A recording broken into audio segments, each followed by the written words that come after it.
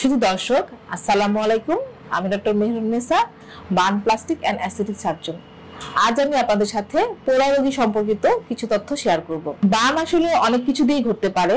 আমাদের দেশে সাধারণত যে বার্নগুলো বেশি হয়ে থাকে তার মধ্যে খুব কমন একটা বার্ন হচ্ছে গরম পানিতে পোড়া, এবং এই পোড়াতে বেশিরভাগ ক্ষেত্রেই শিশুরা বেশি এফেক্ট হয়ে থাকে। কেন এফেক্ট হয়ে থাকে তার কারণ হচ্ছে, বাড়িতে যখন আমরা কাজ করি তখন অনেক সময় দেখা যায় কিচেন রুম থেকে গরম কোনো খাবার অথবা গরম কোনো তরল জাতীয় দ্রব্য যখন কিচেন রুম থেকে আনা হচ্ছে অথবা গরম পানি আনা হচ্ছে, বেশিরভাগ ক্ষেত্রে দেখা যায় বাচ্চার সাথে ধাক্কা লেগে যাচ্ছে। ধাক্কা লেগে তখন ওই গরম পানিটা বাচ্চার শরীরে পড়ে গেল আর বাচ্চার বার্ন হয়ে গেল। এগুলো বেশি হচ্ছে।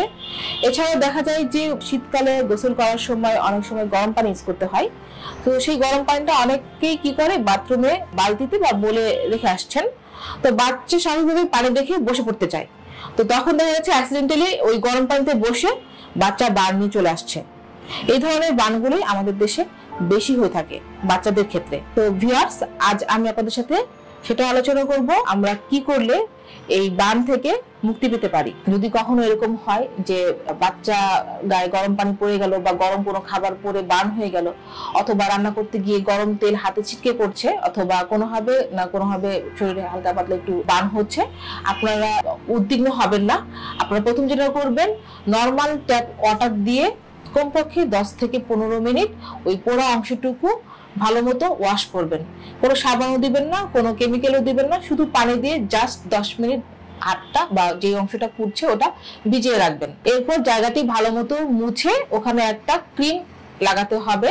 বাজারে এই ক্রিমটা সাধারণত সিলভার সালফার ডায়াজিন নামে পাওয়া যায়, এবং এটা জেনারিক নেম। বাজারে বিভিন্ন কোম্পানি এটা বিভিন্ন নামে পাওয়া যায়। আপনারা এই নামের ক্রিমটা কিনে আপনারা ওই পোড়া অংশে ঘন করে পেস্টের মতো লাগিয়ে রাখবেন। হ্যাঁ, আমি আপনাদের আরো কিছু শেয়ার করতে চাই। আমাদের কাছে যখন রোগীরা পোড়া ক্ষত নিয়ে আসে, বেশিরভাগ ক্ষেত্রে দেখা যায় রোগীরা ডিম অথবা ডিমের কুসুম অথবা পেস্ট, কাদামাটি এগুলো লাগিয়ে নিয়ে তারপরে ওনারা আমাদের কাছে আসছেন। হ্যাঁ, তো তাদের জন্য আমার বলা, আপনারা এত কিছু না করে আপনারা বাড়িতে যা সহজ সমাধান হিসেবে এইটুকু করে দেন আপনারা ডক্টরের কাছে আসুন এবং চিকিৎসা নেন। অনেকেই দেখা যাচ্ছে পড়ার পরে ডক্টরদের শরণাপন্ন হন না, ভাবেন যে হয়তো এটা ঠিক হয়ে যাবে, যার কারণে বাড়িতে আপনারা এই ধরনের পেস্ট লাগিয়ে বা ডিম লাগিয়ে আপনারা রাখছেন।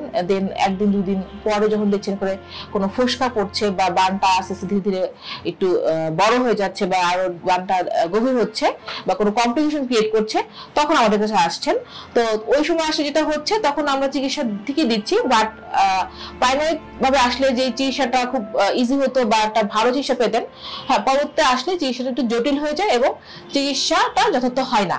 তাই আমি আপনাদেরকে অ্যাডভাইস করব, আপনারা যে কোনো ধরনের বানে বাসায় বসে না থেকে আপনারা প্রাইমারি ট্রিটমেন্ট হিসেবে আমি যে তথ্যটি দিলাম সেভাবে বাসায় এটা অ্যাপ্লাই করে দেন আপনারা যত তাড়াতাড়ি সম্ভব নিকটস্থ হাসপাতালে যোগাযোগ করুন এবং ডাক্তারের কাছ থেকে বানের জন্য যথার্থ চিকিৎসাটা নিন। ভিউয়ার্স, আজ এতটুকুই। পরবর্তীতে আমি অন্য কোনো টপিকস নিয়ে আপনাদের সাথে শেয়ার করব। আজ তাহলে আসছি। আল্লাহ হাফেজ।